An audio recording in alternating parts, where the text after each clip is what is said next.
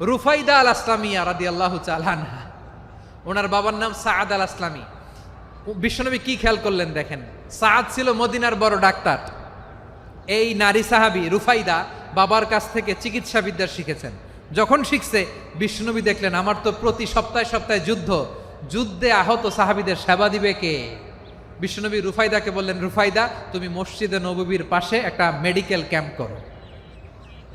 এই যে সাকিনা আদ্দিন মেডিকেলের আমার ছাত্রী বন্ধুরা, শুনে রাখো, তোমাদের আইকন হচ্ছে এই রুফাইদা আল আসলামিয়া।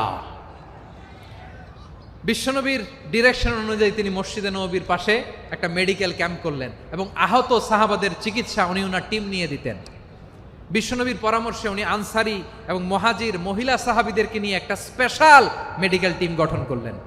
খায়বার যুদ্ধে 7ম হিজরিতে যখন বিশ্বনবী যায়, উনি ওনার টিম নিয়ে আসলেন, বললেন, ইয়া রাসূলুল্লাহ, আমরা তো